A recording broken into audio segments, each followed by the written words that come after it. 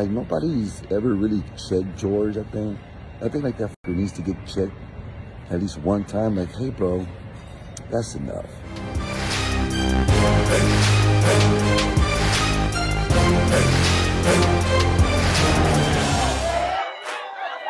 Before we jump into today's video, don't forget to scoop up something to munch on at rrgsnacks.com, our online concession stand that has an assortment of beef and bacon jerky, butter toffee peanuts, and cheddar bacon popcorn.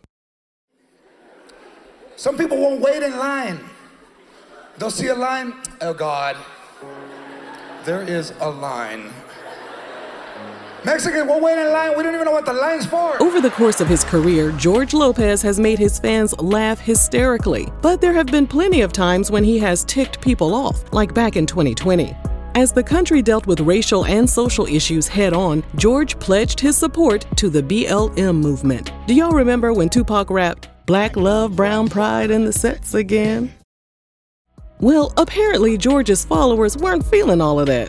He told Entertainment Weekly that after making social media posts about the changes that needed to be made, he faced backlash and criticism from his fellow Latinos, who asked him, "How am I supposed to help Black lives when they don't help us?" George's response was that you aren't supposed to do something and expect something in return. You do it because it's the right thing to do. He also called out Latino celebrities who weren't in solidarity with their Black counterparts. While he didn't say any celebrities by name, many of his followers took offense to his message and bashed him for trying to bring down his own people. And then George was called out for being a hypocrite. A writer for the Daily Beast stated that George wasn't worried about Black people when he was making jokes at their expense during the early days of his career. African American people and Latino people need to get together and have some babies. We need to make some babies. Have you seen the kids that we make? They are beautiful. They got ugly hair, but they're beautiful. Ugly. Oh. In 2020, after an Iranian legislator allegedly placed an $80 million bounty on then-President Donald Trump's head, George replied to an Instagram post with, "We'll do it for half." Although George's rep said it was just a little jokey joke, the backlash was swift and furious. Conservatives and Trump supporters came out in droves, calling George sick, a violent lunatic, and a lowlife. Dang, dog. Others wanted George locked up, and according to the Wrap, the movement to get him put behind bars started trending on Twitter. To show how serious they were, online users began tagging the FBI, the CIA, and Trump himself with demands for the Secret Service to investigate George. Trump's administration heard the calls loud and clear, and the Secret Service actually pulled up on George. According to People magazine, George told the federal agents, "You took it as a threat. I took it as an estimate." Well, the Secret Service didn't find that funny at all.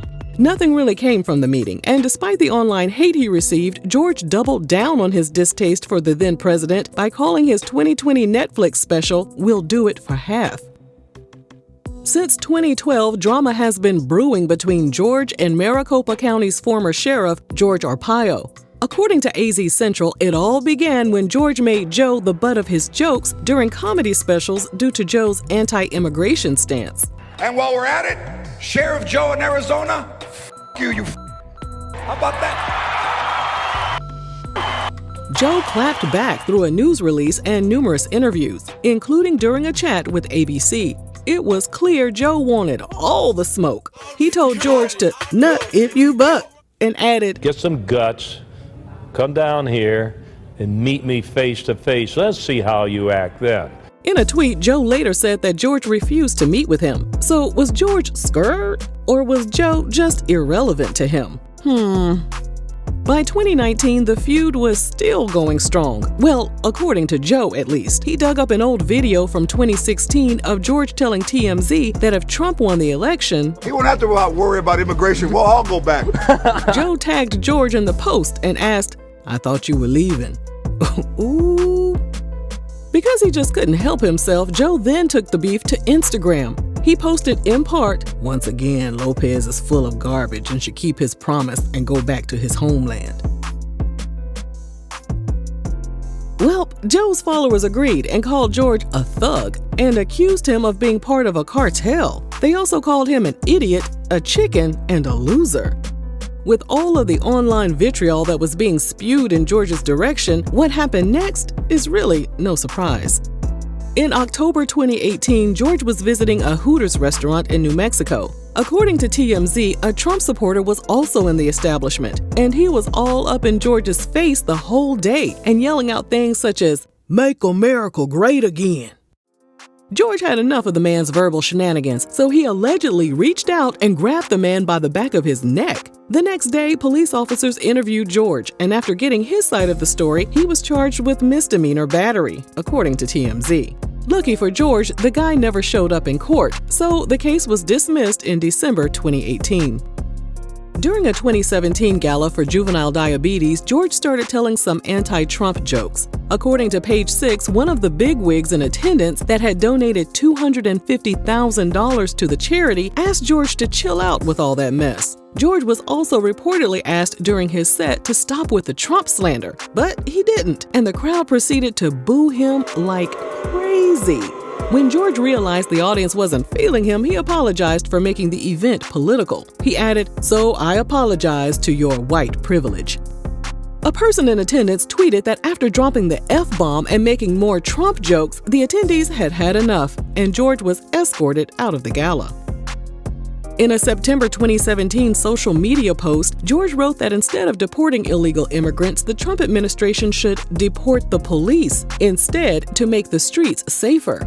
According to Fox News, although he ended up deleting the comment, the damage had already been done.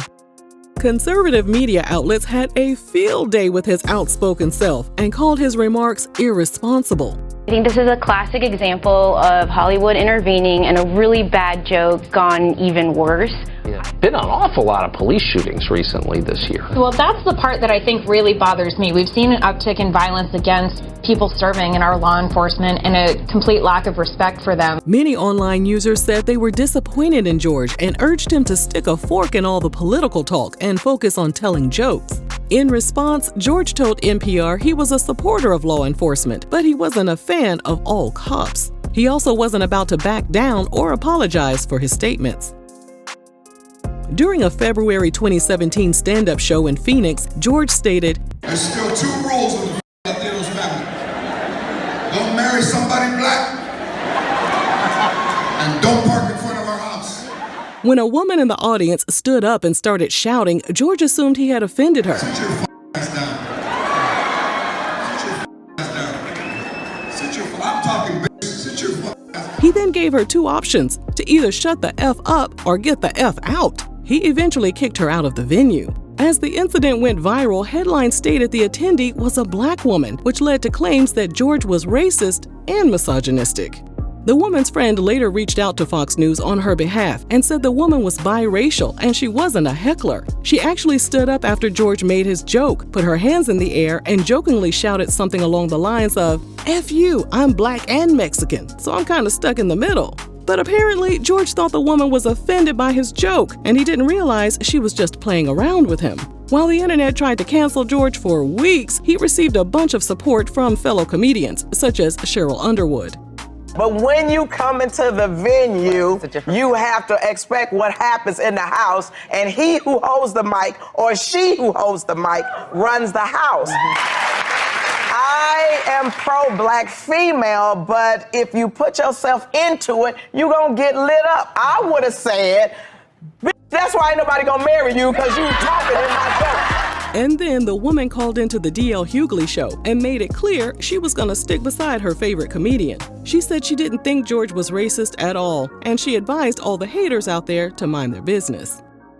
George suffered from a congenital problem that caused his kidneys to fail, and in 2005, his then-wife, Ann Lopez, gave him one of hers. During an appearance on the Howard Stern show, Howard told George he could never divorce Ann because he owed her his life. George smiled and said he would never leave her.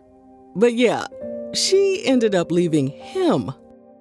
In 2010, Ann filed for divorce after 17 years of marriage. According to the National Enquirer, their marriage fell apart due to George's alleged love for paying women to engage in intimate activities. Comment sections all over the internet shredded George to smithereens for cheating on the woman who saved his life. In 2016, George finally opened up to the New York Post and said that although Ann gave him an organ, it didn't mean their marriage was solid at the time. Although what went down with his ex-wife doesn't affect any of us, many people just can't get over the way he treated her. In fact, another celebrity used the demise of his marriage as a way to hit George below the belt. When the late Kirstie Alley appeared on Dancing with the Stars in 2011, George made it clear that he wasn't a fan of hers. He compared Kirstie to a pig and said she did a good job with her little hooves tapping away. He then showed the image of a squealing pig from a TV commercial. After people ripped him a new one, he apologized. But Kirstie wouldn't accept it. She tweeted, "I don't need or want your apology. I want your kidney, dude. On behalf of your ex and all the women you've insulted, give it back." During a February 2023 episode of his podcast featuring Steve Trevino, Steve spoke about the importance of uplifting new Latino comics, such as comedian Ralph Barbosa. As Steve continued to gas Ralph up several times, George responded, "Nobody knows who that motherfucker is. What are you saying his name, man?" Look, I think he's great, and I'm doing it wrong to say, Aaron? And I don't mean it mean. I'm saying the man on the payroll. No, hey, whatever you say, I George. mean, but you look out for yourself. That's what we look out for yourself. But I also want to look out for others. As soon as the podcast aired, George received widespread criticism. Just imagine if you would have said, okay, you know what? Let's check them out. Let my fans check them out. Let the people say, hey, show a small clip and this and that. Just imagine, George, if you would have done that. How cool, how many people would have loved you. And George, stop it already. Just stop. Quit being a bro. Ralph even posted a clip from the podcast to his Instagram account, along with the caption, "It's all good, baby. The future is now, old man." A rep for Ralph reached out to the LA Times and stated George contacted Ralph privately and apologized. The rep added, "It was a very amicable conversation that Ralph appreciated." Some may say that a public diss requires a public apology. And apparently, most people aren't aware George had a conversation with Ralph because George was still getting lit up on his Instagram account. Child, George still has his comments turned off or limited on his most recent posts. This wouldn't be the first time a comedian has gotten themselves into hot water with their outspokenness. Do you think people are too sensitive these days, or does George need to watch his mouth? Let us know down below, and thanks for watching RRG.